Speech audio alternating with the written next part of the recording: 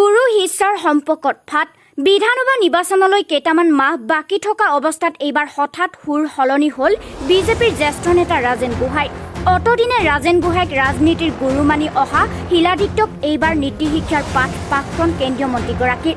নগাঁৱত সংবাদ মাধ্যমৰ আগত পূজাইৰ বিধায়কগৰাকীক উদ্দেশ্য কৰি ৰাজেন গোহাঁইৰ মন্তব্য, দল ডাঙৰ হ'লে দলৰ মাজত সংঘাত থকাটো স্বাভাৱিক, কিন্তু সেই সংঘাত দলৰ বাহিৰলৈ আনিব নালাগে। আভ্যন্তৰীণ দিশ উদঙাই দিলে দলৰ ক্ষতি হোৱাটো স্বাভাৱিক। ইফালে শিলাদিত্যৰ সস্তীয়া জনপ্ৰিয়তা ল'বৰ বাবেই মিডিয়াৰ আশ্ৰয় লয় বুলিও তাৎপৰ্যপূৰ্ণ মন্তব্য কৰে ৰাজেন গোহাঁইয়ে। এতিয়া প্ৰশ্ন হয়, হঠাৎ কিয় সুৰ সলনি হৈছে ৰাজেন গোহাঁইৰ? যি ৰাজেন গোহাঁইয়ে যোৱা লোকসভা নিৰ্বাচনত টিকট লাভ নকৰাৰ পিছত শিলাদিত্য সৰব হৈ পৰিছিল, সেই শিলাদিত্যক এতিয়া আকৌ নীতি শিক্ষাৰ পাঠ পঢ়াইছে ৰাজেন গোহাঁইয়ে। বিধানসভা নিৰ্বাচনৰ প্ৰাক্ষণত ৰাজেন গোহাঁইৰ এই স্থিতিক লৈ এতিয়া বিভিন্ন প্ৰশ্নৰ উদ্বেগ ঘটিছে। এয়াই হয়তো ৰাজনীতি। এটা বিশেষ বিষয়ৰ ওপৰত ক'ব খুজিছোঁ, যিহেতুকে আজি কিছুদিন ধৰি সংবাদ মাধ্যমত বিশেষ আলোচনা চৰ্চা হৈ আছে, যিটো চৰ্চাই আমাৰ দলৰ আভ্যন্তৰীণ দিশটো অলপ বাহিৰত মুকলিভাৱে উলিয়াই আনিছে, আৰু যিটোৱে আমাৰ দলটোক যথেষ্ট ক্ষতি কৰিব পাৰে আৰু ক্ষতি হৈছেও যথেষ্ট।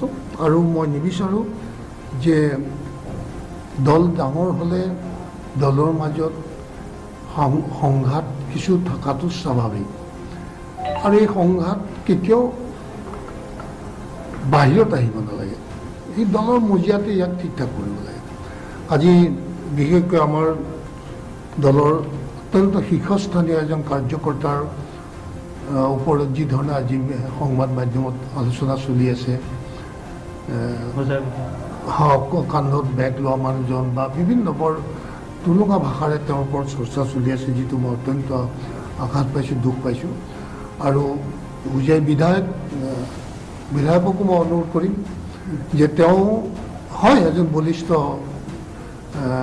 মানে বিধায়ক বুলি, কথা কোৱাৰো এটা লিমিট থাকিব লাগে, যাতে তেওঁৰ যিটো কাজিয়া, যিটো সংঘাত, সেই সংঘাতটো তেওঁ সংবাদ মাধ্যমলৈ নাদি তেওঁ দলৰ মজিয়াতে যদি ফাইট দিলেহেঁতেন তে অত্যন্ত ভাল আছিলে।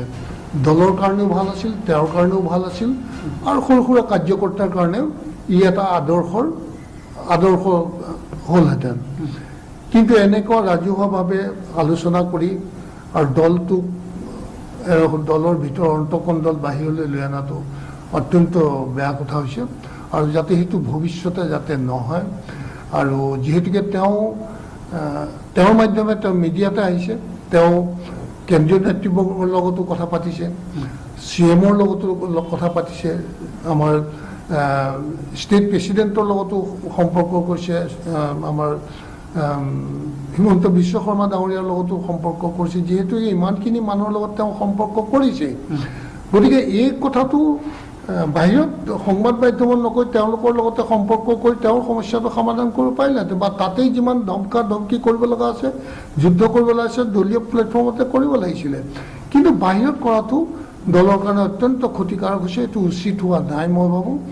আৰু আমাৰ নিশ্চয় নেতৃস্থানীয় ব্যক্তিৰ ক্ষেত্ৰত এনেকুৱা ৰাজহুৱাভাৱে মুকলিভাৱে সমালোচনা হোৱাটো কেতিয়াও গ্ৰহণযোগ্য নহয়।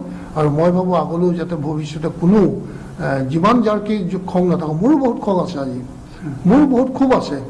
মই এই ক্ষোভখিনি মই আজি ৰাজহুৱা কেলৈ কৰিম? মই মোৰ শক্তিৰে, মোৰ কেপাচিটিত মই দলৰ ভিতৰ মজিয়াতে যুদ্ধ কৰি থাকিম। কেইবাবাৰো সংবাদ মাধ্যমক কৈছে যে তেওঁক গুৰুত্ব দিয়া নাইকিয়া দলে, আৰু হোজাইত যি ধৰণৰ পৰিৱেশ হৈছে সকলো কথা তেওঁ খুলি কৈছে যে তেওঁ কোনো ধৰণৰ কথাই থানাৰ পৰা আৰম্ভ কৰি দলৰ মজিয়ালৈকে নচলে। তাৰপিছত তেওঁ শেষত গৈ সংবাদ মাধ্যমক কাষ চাপিছে।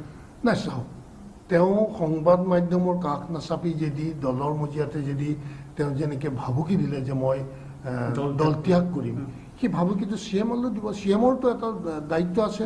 CM-ৰ নেতৃত্বত যদি এজন বিধায়কে দল এৰি যাবলৈ হয়, তে CM-ৰ গাতটো লাগিব নহয়, তেখেতৰো গাতটো লাগিব যে মই মোৰ নেতৃত্বত এই বিধায়কজন কিয় দল এৰি যাব লগা হয়।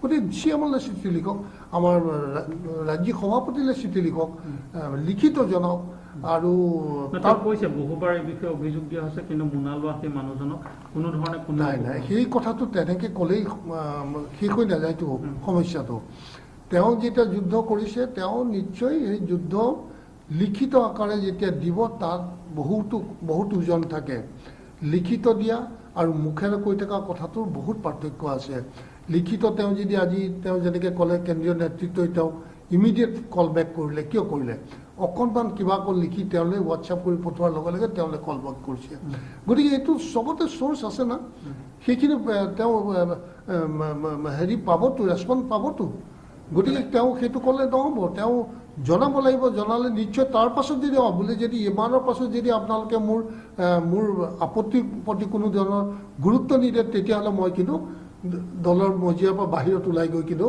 কথা ক'বলৈ বাধ্য হ'ম কিন্তু এইটো বাধ্য নকৰাব মই যে আজি ডিচিপ্লিন কেডাৰ হিচাপে মই এইটো ভাইলেট কৰিব খোজা নাই সেই কথাষাৰ লিখিলেওতো বহুত ৱেটেজ কেৰি কৰিব না এনেকুৱা হৈছে নেকি যে আপুনি সন্মান পাব পাৰিছেনে শিলাদিত্য দেৱ নিজেও এজন জ্ঞানী ব্যক্তি তেওঁৰ সৎসাহস আছে তেওঁ ভাল কথা কয় মই তেওঁক বেয়া মানুহ বুলি কোৱা নাই কিন্তু কেতিয়াবা খুব বেছি মিডিয়া ফবিয়া হোৱাটো বেয়া কথা মিডিয়াতে নিজকে অনবৰত আত্মপ্ৰকাশ কৰি থাকিব বিচৰাটো বেয়া কথা যাৰ দ্বাৰা কেতিয়াবা ক'ৰবাত ভুল হৈ যায় আৰু সস্তীয়া জনপ্ৰিয়তা ল'ব বিচৰাটোও বৰ ভাল কথা নহয় কেতিয়াবা মই ভাবোঁ দেই এইটো মোৰ কথা কিয়নো মই খুব বেছি মিডিয়াত আত্মপ্ৰকাশ নকৰোঁ আৰু তেওঁ কিন্তু খুব ফ্ৰিকুৱেণ্ট কৰে বা যি নহওক তেওঁ মই ভাল পাওঁ তেওঁ মোৰ বহুত পুৰণা সংগী হয় সহযোগী হয় যথেষ্ট ভাল পাওঁ তেওঁৰ সাহসিকতাক ভাল পাওঁ তেওঁৰ নিৰ্ভীকতাক ভাল পাওঁ স্পষ্টবাদিতাক ভাল পাওঁ কিন্তু ক'ৰবাত অকণমান যেন তেওঁ গণ্ডগোল কৰিছে এই গণ্ডগোলখিনি তেওঁ নকৰিলে তেওঁ এজন আটাইতকৈ ভাল কাৰ্যকৰ্তা বা ভাল বিধায়ক হ'ব পাৰিব বুলি মোৰ বিশ্বাস আছে নিউজ ডেস্ক টাইম নেপচাম